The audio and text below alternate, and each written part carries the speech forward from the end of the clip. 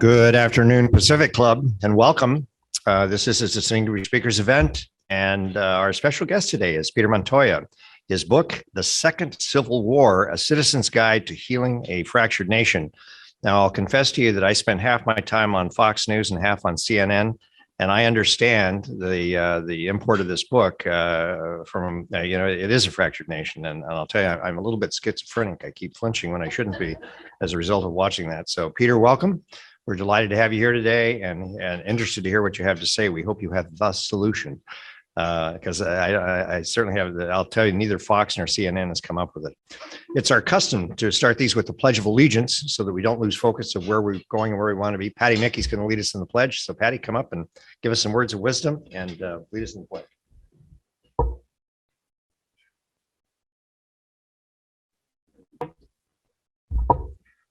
Hello. I think most of us would agree that our country has never seen such a meaningful and significant division. And this division is getting worse, not better. And if this is civil war, it would behoove us to end it now. I'm looking forward to the author's comments in the hopes of a new approach on how to achieve this goal. So notwithstanding this cautious outlook, I invite you all to join me in the Pledge of Allegiance. This is still a great country, and we want to pledge our mutual agreement to mutual goals to end this civil war. Thank you. Shall we begin? I pledge allegiance to the flag of the United States of America and to the republic for which it stands, one nation, under God, indivisible, with liberty and justice for all. Thank you.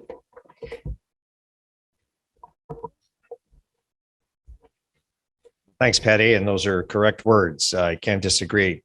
It's my pleasure to welcome some special guests today. First of all, we have a board member with us, Joe Stapleton, is here. Our past treasurer, Sally Anderson, is here. Patricia Houston, sitting in the back. As one of our major contributors. Sue Parks is not here today. I think she's invited, but then she is RSVP'd, but she's not here. She's a recent speaker and head of the United Way. I was in Los Angeles. Her topic is homeless in Orange County. And I was in Los Angeles this morning, and I can report to you that if you were to score it on a 1 to 100, LA has 100, we have a 1 or a 2. So in terms of the homeless counts and on that scale. Tim Mullners, I haven't seen Tim. Did Tim make it? He heads our emerging artist program, and Jim Klinger is here. Jim is our go-between between Hugh Hewitt. And Jim, I have an assignment for you. It's Hugh in 22. So you gotta deliver Hugh Hewitt back for us. He what a great speaker when he comes to us. Carl Neiser's here. Carl is 95 years young. I always like to recognize him as being a special guest. And sitting at that table with Tom Rogers and Sally Anderson is Rick Reef, who's the publisher of the Orange County Business Journal. So welcome all special guests. We're all special here today. So let me talk about some upcoming events here at the Pacific Club on this Thursday, December 2nd. Palmer Luckey will be speaking. He'll be introduced by Sinan Kanatzis. On a week from Tuesday, December 7th, Sam Lagana, who's the voice of the LA Rams, will be here for lunch, and he's going to be talking about both the Rams and the SoFi Stadium. And my goal is to put together a bus for Pacific Club members to go up to SoFi for one of the Rams games, which we've done in the past, not to SoFi, obviously, but so we get to see the stadium. He'll be introduced by Daryl Hoover, who's not only a former ASU football player, but also a Rams player. We'll be doing that introduction. On January 6th, we have 2 special ops guys. Their names are Matt Griffin and Brett Martison, I believe it is. And they're going to be talking about Afghanistan, the withdrawal from Afghanistan. Tom Sparks will be introducing him. On January 19th, a candidate for Congress, Sean Collins, will be here. Greg Custer's going to do that again.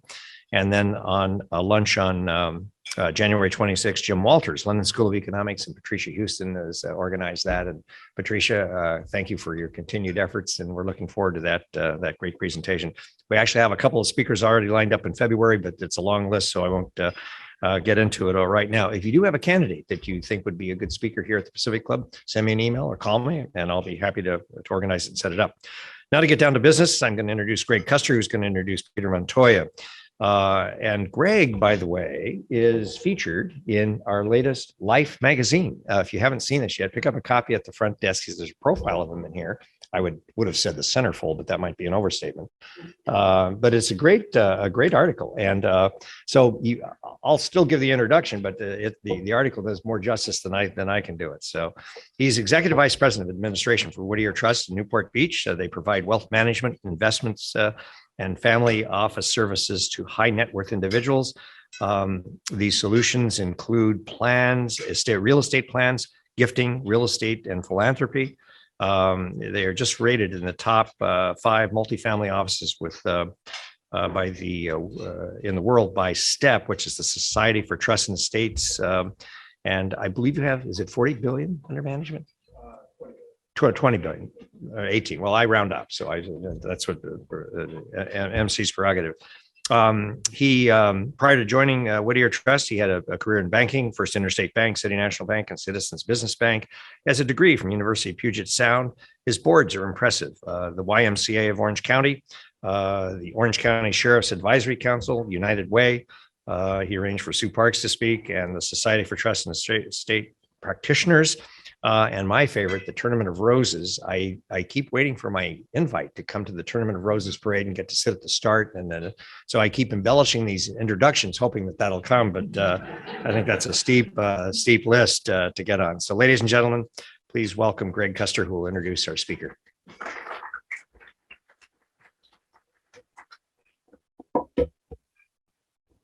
Thank you, Bob. And there's 5 miles of parade route, Bob, so you're definitely invited to come find a spot. And if you can't find a spot, I'll help you with that. In fact, a quick aside, yes, the article is mostly about the Rose Parade, and my assignment this year is to test drive all 43 floats. So we're doing that every Saturday. Most of the year, we've been up there driving floats, and this weekend, I think we're doing 12 floats for either their second or third test drive. They each get 3 test drives. So that'll keep us busy all year long. To introduce our speaker, Peter Montoya, how has our society gotten to where we are politically? How is it that the other side does not seem to be realistic? How did a whole new type of news media come out of the ashes of the 1991 Gulf War? Remember when the nightly news was 30 minutes? In the 60s, we had just one program per evening. Now we have 24 hours of news. I doubt the amount of news has increased by 4,000%. Evidence is that they play the same stories all day long, multiple times a day, hyping it up and into a political frenzy. It's basically sensational interpretations, just giving the viewer what they want to see. In the end, we are seeking validation of our own beliefs. Peter can talk about this impact as it's having on politics, society, and how we manage these relationships. This is not a talk to support the right, nor to support the left, rather what is wrong with our system. These days, the civility of American politics leaves much to be desired, so much so that in his first speech as president of the United States, Joe Biden called on Americans to put an end to the uncivil war, to unite together to give the country a fighting chance. Does he have any chance of succeeding in this? Many would argue not. How did our country get here? A civil war doesn't brew overnight. Did the other political party do this? Our speaker will share some practical lessons, not only on how to cope with relationships with those who have differing political views or those that you find intolerable, but also to rehabilitate those relationships and hopefully making them better and stronger than before. There are seasoned entrepreneurs, there's gifted speakers, and best-selling authors. Today, though it's rare, we have one who is all 3. Peter Montoya is that rare exception. Author of the book called Brand Called You, with over 4,000 keynote speeches under his belt, and the creator of a game-changing startup called Earth, a social media platform that will work to eliminate bots, trolls, and misinformation. Today, Peter's here to share his insights from his new best-selling book, The Second Civil War, A Citizen's Guide to Healing a Fractured Nation. And I've talked Peter into letting me buy some books, and we'll have some available afterwards for those that would like a free book. So please welcome Peter Montoya.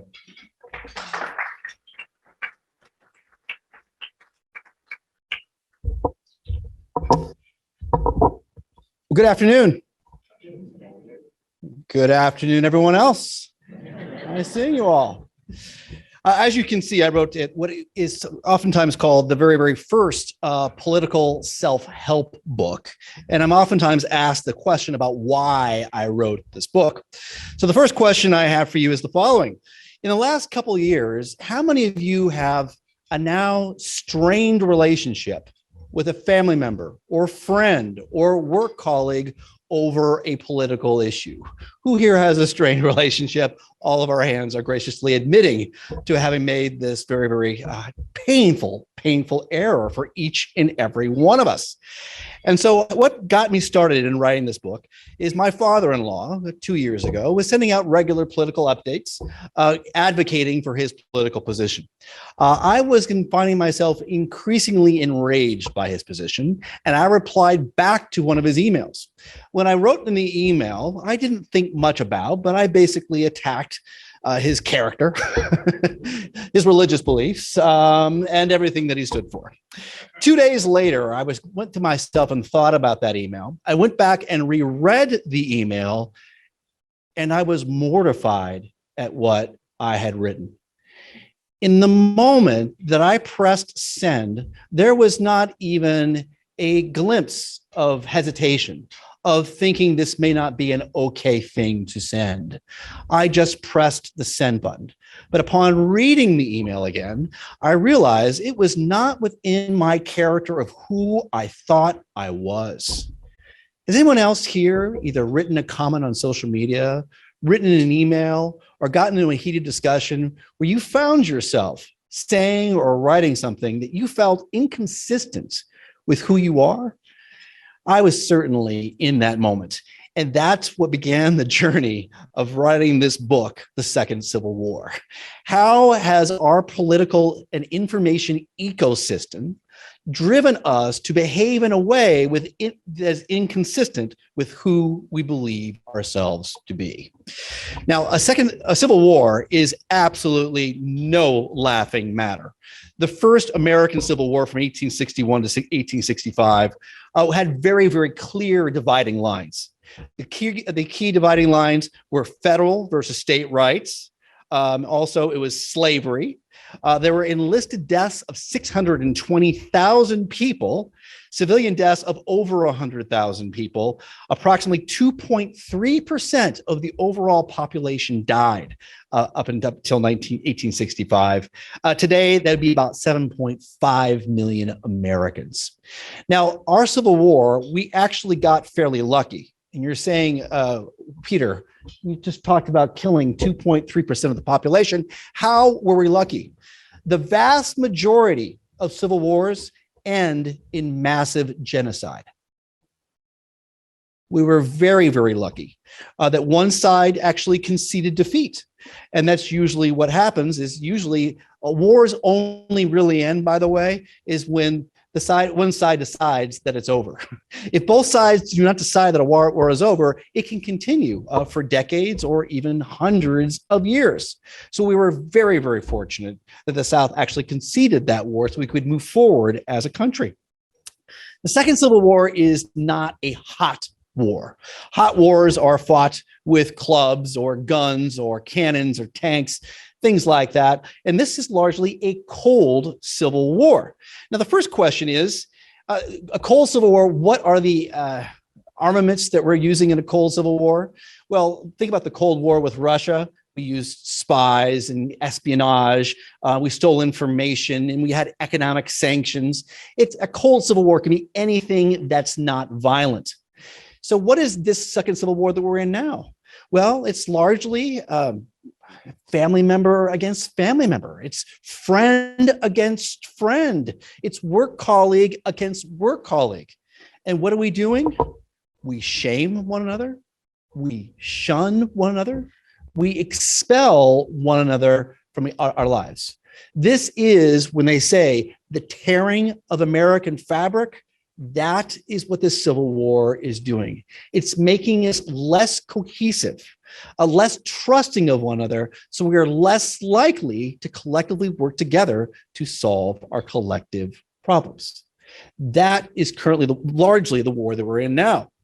In 2020, there were over 30 deaths. So those deaths happened in political-based riots, in shootings, or in bombings. Up until the last time I checked here in 2021, there were more than 12 deaths. Do I ever foresee armies meeting in the streets with guns and tanks? I don't think that's going to be happening. But can we continue to see isolated aspects of violence, whether you're talking about cars running into pedestrians, riots happening in the streets with guns going off? Can we continue to see bombs going off in churches? Yes, all those things are possible. So this is largely a cold civil war, which we're fighting online and with our friends, with these little flashes of hot civil war. But I really don't think we'll ever actually come to armies fighting into the streets. Now, what's really odd is, what is this war about? The first Civil War was very, very clear. It was federal versus state rights and over slavery. Very clear dividing lines. What is this Civil War about? Well, this Civil War is about who owns the version of reality. Whose version of reality is the correct version of reality? We basically have gotten to a point where we're saying they are insane. We cannot live with those people. We basically have looked at half of the country and decided that we cannot see the world the way they see the world, because there is no clear ideological dividing line. It's basically, we just can't live with the other side, which is a very strange thing to be fighting about. Very odd dividing line to have. Now, I obviously do know there are policy differences. I certainly realize that, but that really isn't at the forefront of this battle. Now, here's an interesting question. Where is this battle being fought? Let's see if anyone wants to be brave enough to raise a hand and answer the question, where is this fought? Sometimes it's being fought in streets with riots when it's a hot civil war, but as a cold civil war, where is this battle being fought? And want to guess? Sure. Social media, good guess. And electronically, good guess. People's psychology, yes, there we go. This war is actually being fought in your brains. That's exactly right. If you look at where the battleground space is actually being held, it is between your ears. It means that there are politicians, political parties, media companies, and media personalities who want you to side with them, to give them your attention and or your money, so they have an allegiance, an army that sits behind them. The battle is being fought actually between your ears, which actually is very, very good news for you, because it shows you that you actually can control and end this civil war whenever you choose to. Next question is, why do we fight? How do otherwise very, very civil people, who we all have the same common goals, you most likely in your neighborhood have people who have different religions, different political beliefs, and your lifestyles from your neighbors across the street are probably virtually the same. So why is it that we fight? Largely, it's over what we'll call tribal badges. So I'm going to make some really large generalizations here. And please understand, if they don't specifically apply to you, they may not. There are lots of reasons why we get angry, why we walk around being triggered all the time. There's lots of reasons why we actually individually fight. But what I'm here to tell you is the following. We as human beings are herd animals. We are pack animals. Our very, very basic nature is that we want to belong to a tribe as much as anything else. This movie will date me quite a bit, but I'm assuming you will remember it. How many of you remember seeing Dances with Wolves way back in 1990? Gosh, that dates us. All right. So if you remember that story, we had Kevin Costner playing Lieutenant Dunbar. He did something either very, very heroic or very, very stupid in a battle in the Civil War, which earned him the right to choose his post. And he wanted to see the Western frontier before it disappeared. So he traveled out there with his trusty horse, and I can't remember the name of his horse right now, to his post, which had been abandoned. And he first started making contact with the Native Americans in the area. And you may remember that their first encounters were a little bit hostile as they were trying to figure each one out. But over a period of time, Lieutenant Dunbar actually made contact. Then they first started sharing food. Then they started sharing supplies. Before you know it, he started wearing some of their ornaments and some of their dressing. He started growing his hair out. He started speaking their language.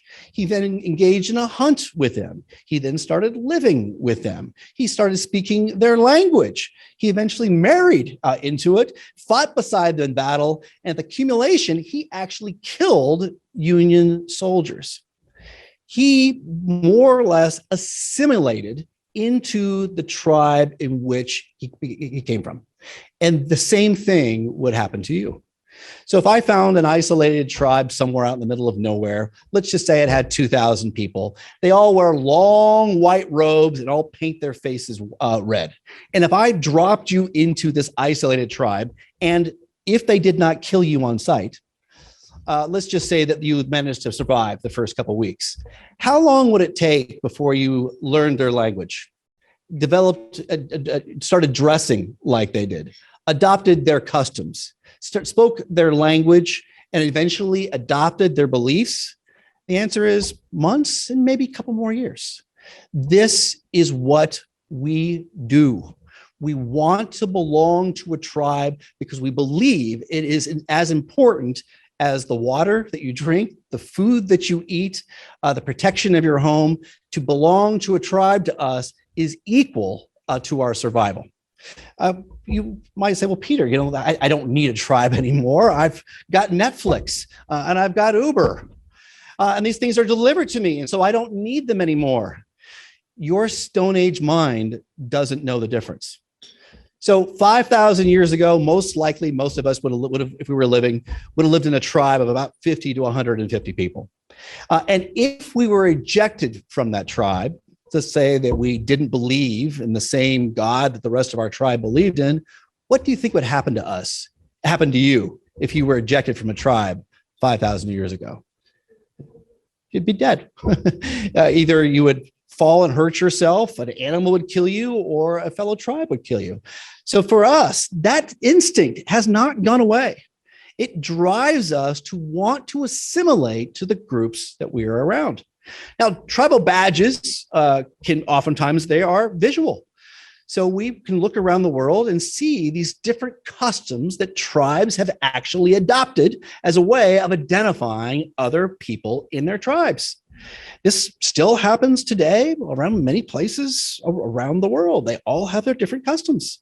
And we might be looking at people like this, and we might be tempted to think, oh, well, look at these people. Look at how primitive they are, and having to display their tribal origins like this. Look at how much more sophisticated we are, that we don't have to do this. We're so much more superior to them. Really? I will show you a series of pictures here, and notice that sometimes the iconography, their tribal badge, is very subtle. But notice how acute you are, how adept you are at summing them up and assuming you know what their political party might be.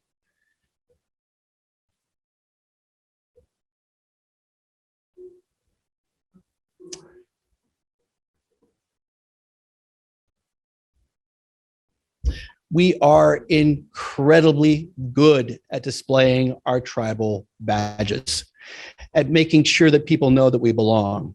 And you might again be going, well, Peter, I don't display my tribal badges, my political badges like this. I don't do this. Do you notice the number of blue and gray coats here in this room? Have you ever thought about why we wear these things called ties?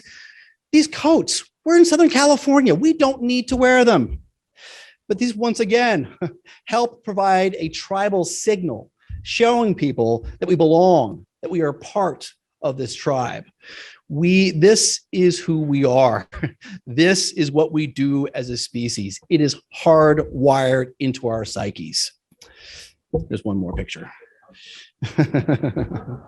Look at houseboat. Yeah. Right. So these tribal badges are oftentimes visual, but more likely, oftentimes than not, they're verbal. So we actually have these different talking points.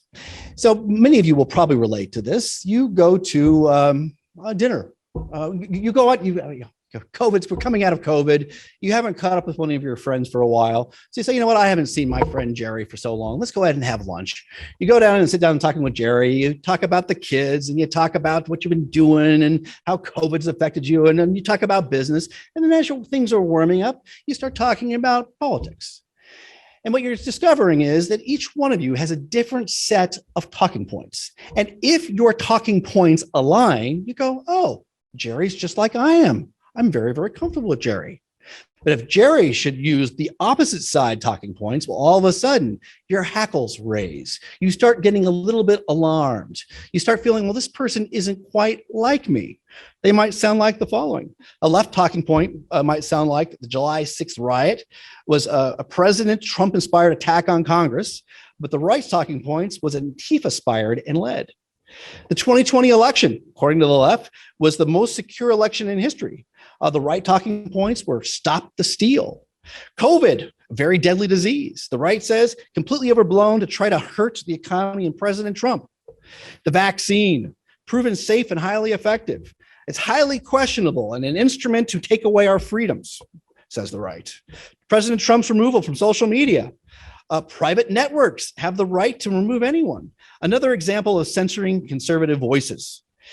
So you can imagine yourself at a holiday dinner. One person says one talking point, the other person says the other one. And we all like to think that we are independent, critical thinkers, but actually most of us are repeating things that we've heard in our collective, in the ecosystems that we belong to.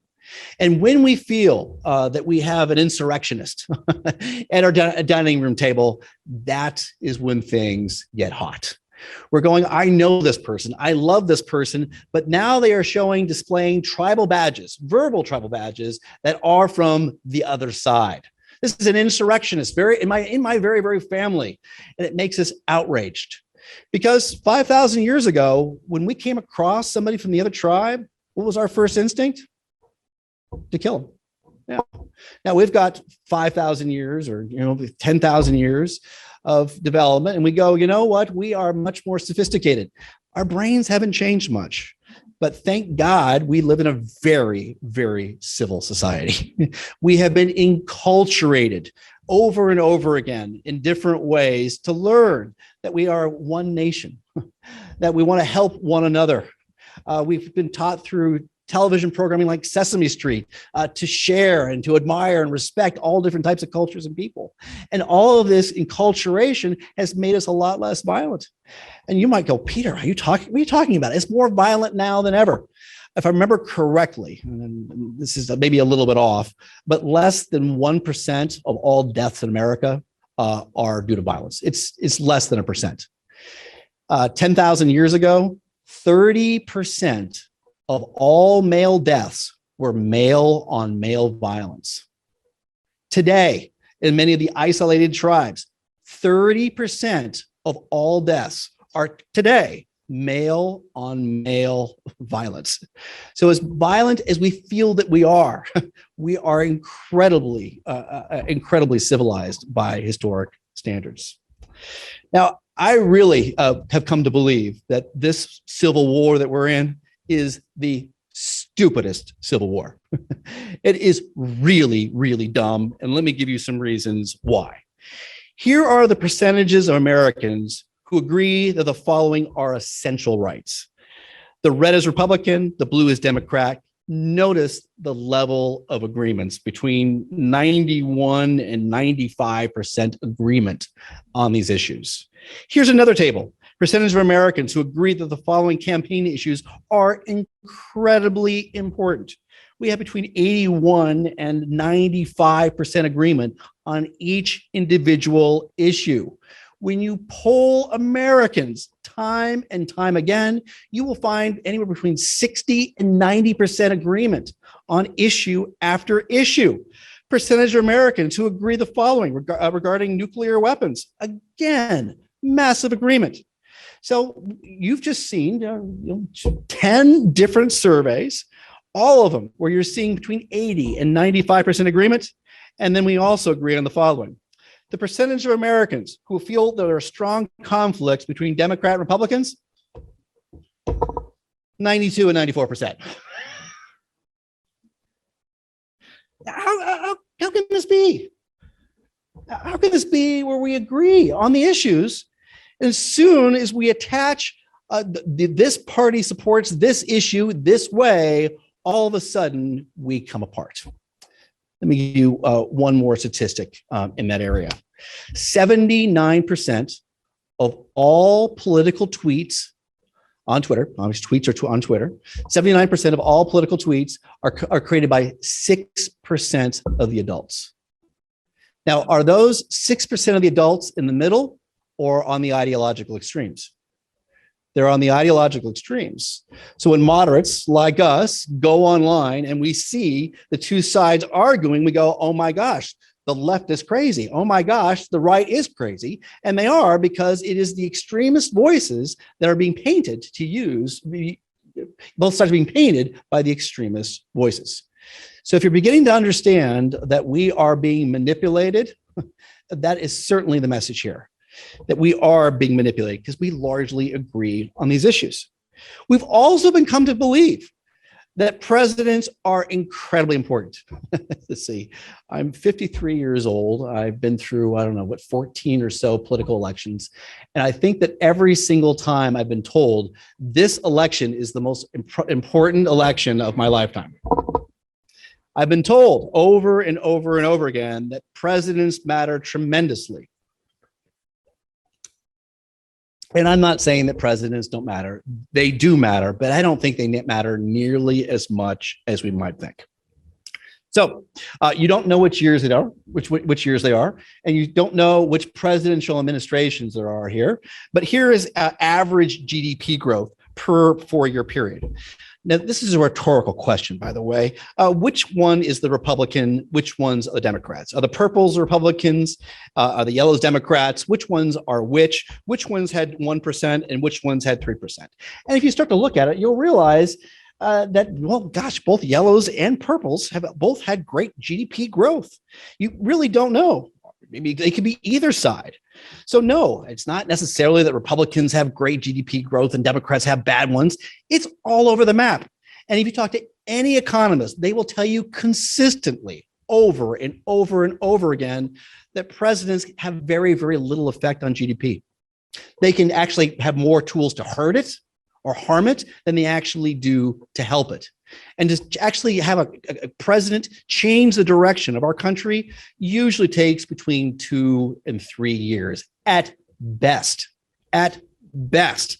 So no, I don't think is maybe at best a correlatory cause between presidents and GDP. How about the Fraser Institute Economic Freedom?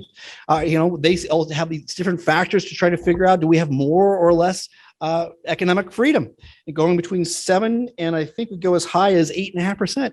Which ones are the Republicans and which ones the Democrats? Who knows? I mean, really, they go up and down. They're probably very, very independent as to not actually attach to the president. Probably has to do with things that the laws are being passed in Congress, things are changing in the Supreme Court, and even things that are happening in corporate America probably have more effect than the individual president. How about the average unemployment rate? We're always told that one is also hugely dependent upon the president too. Which one is the Republicans and which one are the Democrats? Once again, it really is a coin toss. It really could be either one of those. So no, do presidents really have an effect on these things? The answer is Probably not. Presidents don't matter nearly as much as you think that they do. We are constantly being told over and over again, they are hijacking our very, very ancient need to belong to a party and to want to fight against the other side as a way of manipulating us. So yes, that is the message, is we are being manipulated. So what can you do? So here are 4 things that you can do right now. Number 1, vote and fight for ideas. If you have an idea or if you have a cause, I absolutely want you to vote in favor of that. And I want you to fight for the ideas that you can absolutely change. You should do that. You have a right to do that. And you have maybe even a responsibility to fight for the ideas that matter. I want you to do those things. However, the thing which really needs to be eradicated from our both from our society and also from our ecosystem is attacking other Americans. So when you attack another American, when you shame them, vilify them, demonize them, when you attack another American, who gains? Who wins from that? I guess you can make the argument that your political party or your political side wins for that, or maybe your media network wins for that. One thing I'm really certain of, I don't think it's really helping us as a country. I mean, who has been the biggest winner these last 12 years or so? We've had really rampant, very, very ugly political debate. It's very simple. Russia, China, Iran, absolutely, North Korea. Yeah, more or less, it has been a boon for those countries because we've been so busy fighting ourselves, arguing with ourselves, that they are pretty much running the table in their respective quadrants around the country. So the first thing you can do, and I want you to, please vote, donate money, fight for the causes, just never, ever attack another American. What's happened to our political landscape has become very, very Manichaean. Manichaean is to break everything down to good and evil. It means a duality. So you only see things as good and evil. And if you watch, when you do watch the cable news networks, that's what it seems like. They are constantly creating a narrative of good versus evil. Most of you are about my age or so, and you probably remember the 1980s.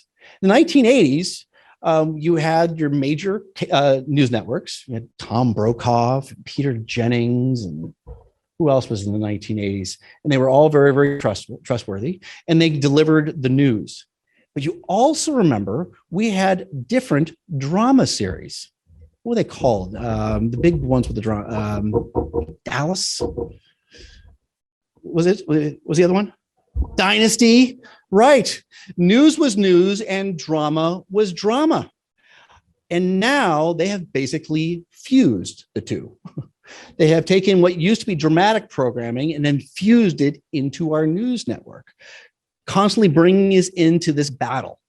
What we all really have is a new religion, and that new religion is politics. That we're seeing the world through this way of evil, of villains and heroes on a regular basis. That's how we're seeing the world. Going back to that question earlier about why I wrote that incredibly awful, horrible email to my father-in-law, I came across this this video from John Cleese. Yes, that John Cleese from Monty Python. Thank you, Monty Python. This actually ran in 1987 in England.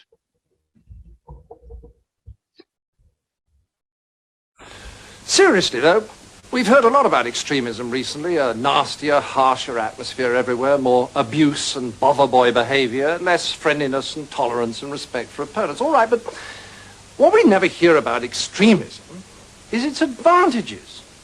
Well, the biggest advantage of extremism is that it makes you feel good because it provides you with enemies.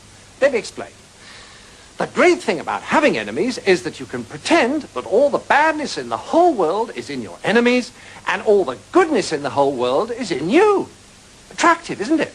So, if you have a lot of anger and resentment in you anyway, and you therefore enjoy abusing people, then you can pretend that you're only doing it because these enemies of yours are such very bad persons. And that if it wasn't for them, you'd actually be good-natured and courteous and rational all the time. So, if you want to feel good, become an extremist. Okay, now you have a choice. If you join the hard left, they'll give you their list of authorized enemies. Almost all kinds of authority, especially the police, the city, Americans, judges, multinational corporations, public schools, furriers, newspaper owners, fox hunters, generals, class traitors, and, of course, moderates. Or, if you'd rather be an extremist on the hard right, no problem, fine, you still get a lovely list of enemies, only they're different ones. Noisy minority groups, unions, Russia, weirdos, demonstrators, welfare sponges, meddlesome clergy, peaceniks, the BBC, strikers, social workers, communists, and, of course, moderates. And upstart actors. Now, once you're armed with one of these super lists of enemies, you can be as nasty as you like and yet feel your behaviors morally justified. So you can strut around abusing people and telling them you could eat them for breakfast and still think of yourself as a champion of the truth, a fighter for the greater good, and not the rather sad paranoid schizoid that you really are. So that last line in there is the explanation of why I felt justified in writing that absolutely horrible email to my father-in-law.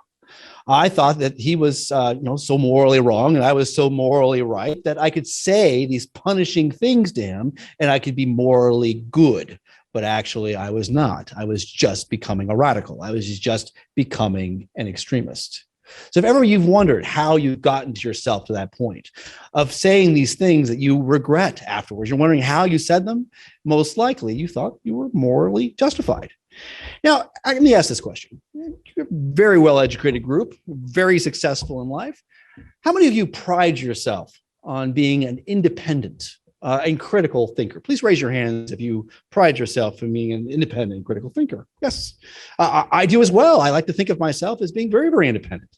But look at the list that he gave from 1987 and from a country that is 6,000 miles away.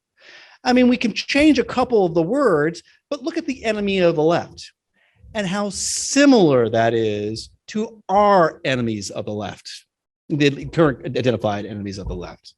That's pretty much very, very close to being the same list. And then you look at the enemies of the right. That group, too, is incredibly similar. So how is it that 35 years, 3,000 miles, and we have two political parties who have basically the same looking enemies? How is it that we are so independent and have such critical thinking, and our enemy list is so incredibly similar? Again, I will tell you, we are herd animals. We assimilate to the group we want to belong to. Our beliefs will change, malleable to adopt to the people we're around. That's what we do. Second thing you can do is vow your allegiance to your country rather than a political party. Now, this is a very unpopular opinion I'm about to share with you here, and that is the following opinion. I don't think for you to belong, you the individual, to belong to a political party has any real benefit for you. Now, you belonging to a political party certainly has lots of advantages to the political party. It means there's a that was 10 years ago. 10 years ago, there was a 70% chance if you belong to a political party, you would vote for that political party. It's now closer, a little more than 90% chance. Also, you belong to a political party, you're more likely to donate money to that political party. So it certainly is the interest of the political party that you are a member of that political party. What is the benefit to you, the American, belonging to a political party? Now, I know here in California, if you don't belong to a political party, you can't vote in the primary. I understand that's certainly a cost to you. But what else is the benefit? I mean, really, how do you gain by being, I guess, well, the political party does the thinking for you, right? They more or less tell you what to think. what to believe, and then how to vote. We certainly, I would imagine if I talk to most of you here, and especially after seeing a lot of the polling data, that we actually radically agree on ideas that come from the left or the right. So what does it do for you? I guess it gives you a sense of belonging, that kind of that tribal identity. It might give you a great meeting to go to once a month or once a quarter, and a sense of belonging, that sense of tribalism. But is it really helping you as an individual? Does it really help you to be thinking independently of everyone else, using your best critical thinking rather than your tribal affiliation? So I would suggest to you that you make a vow to do what's in the best interest of your country over your political party. So usually what I try to do and believe me, I am, just because I'm giving this speech doesn't mean that I figured everything out. My view of reality is no better than anybody else's view of reality. I'm every bit as demented, delusional, confused, misinformed as anybody else in this country.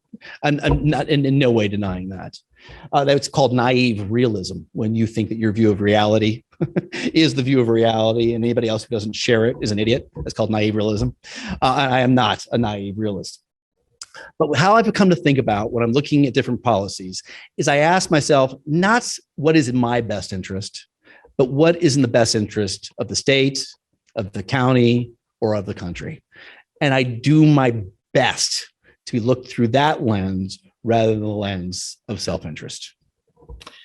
3, email every politician, media personality that you once followed who attacks other Americans. So if you are regularly consuming a politician or a media outlet or a media personality who makes their living out of demonizing other Americans, I think it's time for you to stop giving them your attention. When you give them their attention, they sell more advertising. When they sell more advertising, they make more money. I used this example before our talk here today as the following. I'm assuming everyone here has worked in business.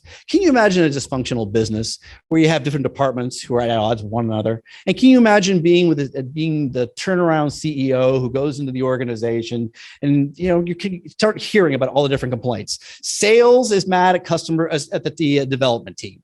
The development team is mad at sales because they're overpromising. Marketing is mad at sales because they're not representing the product the right way. And customer service is mad at everybody because all the problems are landing on them. Can you imagine being the new CEO, going in there and finding out all the complaints of all the different departments, bringing the whole company together, and then going through a litany and actually going through and demonizing each department and explaining all the attacks and criticisms from the other department? Is that how you would turn the organization around? By keying in on the complaints and the differences? Of course not. That's ludicrous. What you would do is you would find the areas of agreement. You would get back to understand what's the mission of our organization? What are our values? What are our key leading attributes? What are we trying to accomplish? What are our objectives? What are the facts? And you would get everyone together and go, here are the things that we agree upon.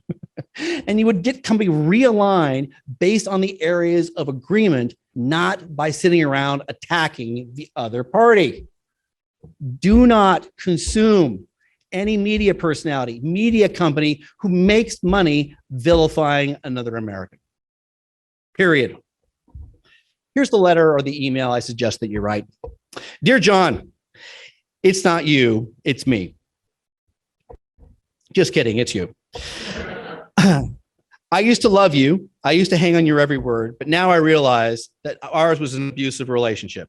You gaslit and lied to me. To make sure I never left you, you convinced me that my fellow Americans were my enemies, demonizing them to keep me in fear and intentionally causing division just to boost your ratings and to pad your wallet. We're breaking up. That's it. I'm leaving you. One of us cares about the future of his country, and spoiler alert, it isn't you. Don't contact me again. Sincerely, fed up with your hateful ways. It's really easy for us to point at the other side. And by the way, whenever I talk about the other side, I always use quotation marks because there's only another side if you decide there's another side. As I mentioned earlier, the second civil war is being fought in your brain. It's in your mind. So if there's another side, it's because you've decided there's another side. It's really easy for us to point at the other side and look at those newscasters, those media personalities, and how bad they are without looking at the ones we consume. Who is the most deceitful news network? Who is the most deceitful media personality? Who is the most deceitful politician? Nope, it's not the one you're thinking. It's not. It's the one that you follow. The other one is not deceitful to you because you don't trust them. You don't believe them. The one that deceives you is the one that you love. It's the one that you listen to with regularity, the one that you put your barriers down and go, oh my gosh, this person is exactly right. They're saying it how it is. They are the most deceitful personality. It's not the other side. It's the one that you listen to. And finally, number 4, eliminate any media that demonizes other Americans. I sincerely believe that we are that shining beacon on a hill, that we are the country that other countries look to as a beacon of hope, of economic opportunity, of human rights, of freedom.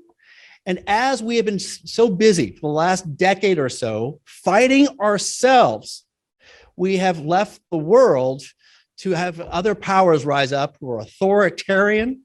If you start looking at the rise of authoritarian around the world, it is really, really frightening. Authoritarian countries abuse their people more. They break peace treaties, and they're less likely to cooperate on solving our global collective problems. Without our leadership around the world, the rest of the world is suffering. I call upon you as one of my fellow Americans to stop fighting other Americans. Don't invest another a dime, another ounce of your time consuming any media that demonizes other Americans. We are all being played. Very good. Thank you so much. Do I have time for questions? Sure. That's a great question. So yeah, I sent him that email. 2 days later, I realized what I wrote to him. I emailed him an apology, waited a day or two, then I called him, and then I went and had dinner with him. He excoriated me, which I really deserved. I mean, he really went after me, and I deserved it, and I took it, and we have an excellent relationship now. So yes, I dedicated the book to him. I told him that I wrote the book because of the awful thing that I did. So I have done a complete and total mea culpa on that regard. So I was wrong. I really was wrong. Thank you for asking that, Mr. Payne.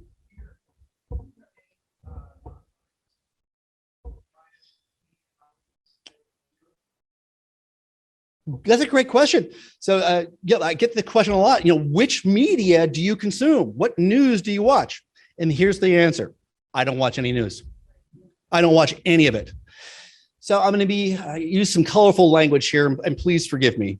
But when people ask me that question, Peter, which news media outlet do you watch? This is what it sounds like to me. Which meth-laced fecal matter do you consume? And the answer is none of it. I don't want any of that. It is absolutely terrible. And once you stop watching the news and you go back and watch it again, you can really feel how absolutely horrid it is. It is really terrible. How do I stay informed? Great question. People tell me. It is absolutely amazing. So first of all, when I look at news, I really think about what percentage of the news is really actionable. What news do I use that actually can produce an actionable decision by me? So here are the first major categories. The weather, traffic. If there was some kind of impending attack of some sort, like North Korea was going to attack us, that would be actionable for me. Pandemic updates would be another one. The drought was important, knowing that you have a drought, and I've got those. But by and large, with all of those news things, people tell you all the time. And you realize you can spend about a minute hearing kind of the headline of it without being sucked into any of the drama of it. Think about most of the news you consume and how it really helps you. And by and large, it only helps you be informed. You think you're being more knowledgeable. You think you're keeping up to date, but all it really does is help you, align with your friends when you're having lunch or something along those lines. I don't have those conversations. A year from now, I, of course, heard about that terrible, awful, horrible exit from Afghanistan.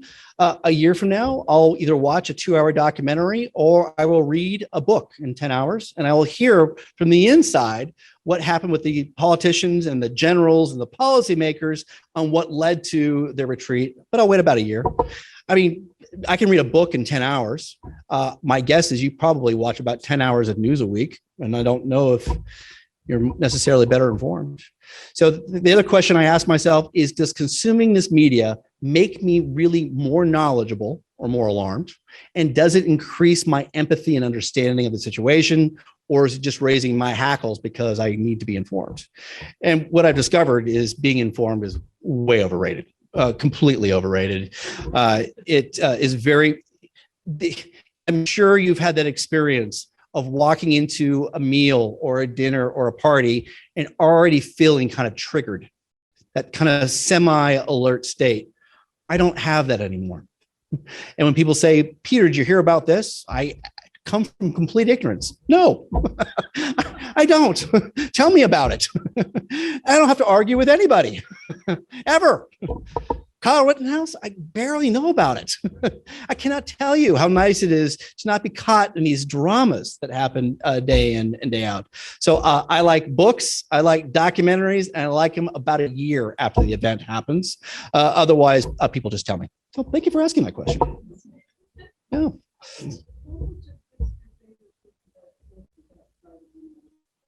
Oh, that's a great question. So,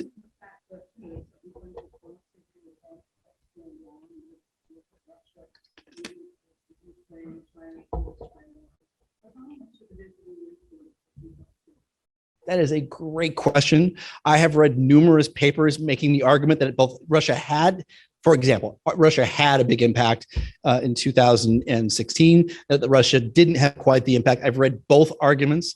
I sincerely believe that there are several countries who are constantly trying to manipulate us on a regular basis, but how much impact it is, no one can really say.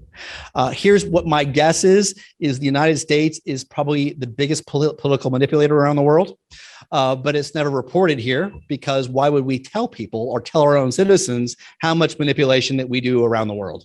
My guess is that we are probably the worst actor in that regard around the planet. That's just my hunch, but we don't admit to it. Yeah. So let's put it this way. Whether or not they actually instigated it, they have benefited tremendously from all of our infighting. That I am certain of. Thank you for asking that.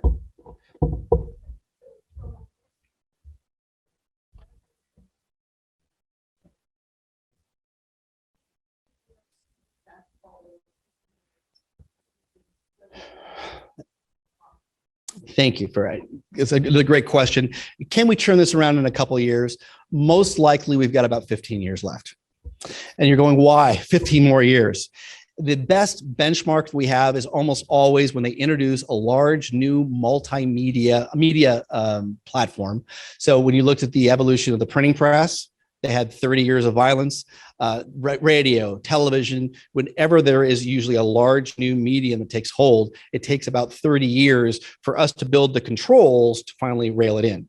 Facebook was 2007 when it was launched. So it was almost 15 years ago. And so we most likely have about 15 more years before we finally fix our information ecosystem. So the primary problem, in my opinion, is a large problem, and that is our very, very sick information ecosystem. Information ecosystem includes social media, cable news, radio, print. It includes all of it. So it is very, very sick. It is largely being manipulated by bad actors, people who are intentionally creating or spreading misinformation and disinformation. So we cannot agree on what the facts are. So every single model of leadership of problem solving. Every single model you look at, go to Harvard Business School, go to Wharton, go to any political college you want to, every single model starts with a common agreement on what the facts are. Right now, we have two different ecosystems, at least two different ecosystems with completely different sets of information. Until there is widespread agreement on what the facts are, we will continue this illness. So my social media platform that I'm developing, that I probably have about a 5% chance of success with, is called Earth. It will eliminate bots and trolls and dramatically reduce misinformation. So in writing this book, what I decided to do, I sold my last technology company in 2018, and I had pretty much decided, you know what, I'm going to go write a book and go back on the road and be a speaker again. I'll go do 100 speeches a year, make $10,000 per speech. I'll get to travel the world, spend a lot of time with my wife. That was my career plan in 2018. And then I did all the research in this book. A good third of this book is devoted to social media. And everything that came out from the Facebook papers, all the stuff that came out in the last month or two, I did research on a year ago and put it in my book. I got so angry that I decided to plow a couple $1 million into starting my own social media platform. So this book derailed my life, going back into startup mode again, creating a social media platform, and I'm going to give it the best shot that I've got. Thank you.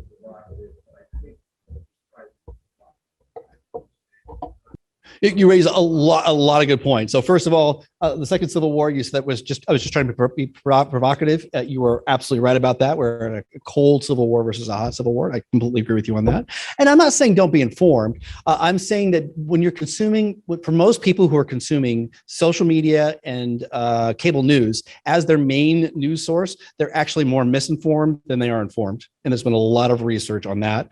So I just prefer long form journalism, which usually means a book or a documentary, usually after the fact. But if something's happening right now that's actionable, I certainly want to know about that. So I agree with you on that. And there are ways of keeping informed on the issues that are important, just staying away from this kind of sensationalism and headline baiting that we see so much happening these days. So I really try to keep away from that. And finally, your last point, cancel culture is bad. So cancel culture is really, really bad. It happens both on the left and it happens on the right. And it's really bad on the university as well. So yes, we need conservative voices, of course, in the university system sharing their views. And we really need to have alternatives. So I could not agree with you more on, I think, everything you said. Yeah, so I think it's very, very important. Cancel culture is very, very, very dangerous. It comes from our ability to create mobs. So I've got a whole chapter in the book called Mob Character Assassination. So we are very, very good at creating mobs, finding an enemy, and then going out and eliminating the enemy. That's what our evolutionary psychology tells us. And now it's just being hyper-fed using the algorithms on social media. Good. My time? I don't spend a lot of time on social media, but I have an impression, right? Yes. So social media, what they have been doing through their algorithms, and they keep changing. The algorithms change on a regular basis.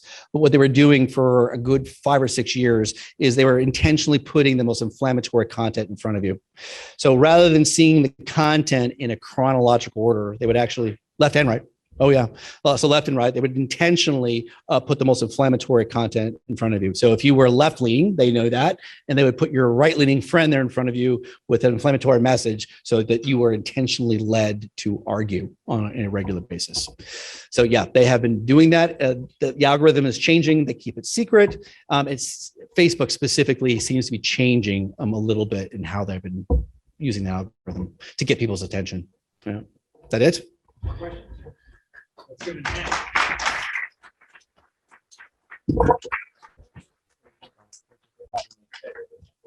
All right, Peter, it's my pleasure to present you with a dinner for two here at the Pacific Club. We hope you'll come back and join us. So thanks for an enlightening discussion.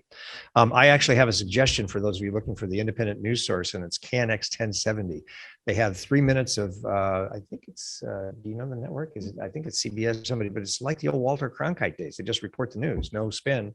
And the rest is weather, traffic, and so you can't get too political on that. So anyway, that's my independent source. But that was that was enlightening, and I'm anxious to see the books. How do we? Okay, and they're for sale, or they're for? You bought them, so they're gifts to the people who've attended. Well, thank you very much. My word. Yeah. Well, that's wonderful. So, okay. Well, that was a provocative thought. I took a lot of notes and interesting concept. So I think it's a timely book. Let's see. Get ready for December 2nd, 2 days from now, which will be Palmer Luckey here at the Pacific Club. He's Orange County's premier entrepreneur. I'll be out that day, and Will Smith will be the MC.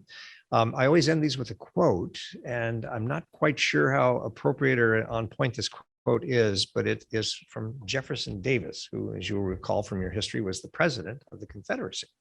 And he said, "The past is dead. Let's bury the dead. Its hopes and inspirations. Before you," this is Jefferson Davis saying, "before you lies the future, a future of a golden promise."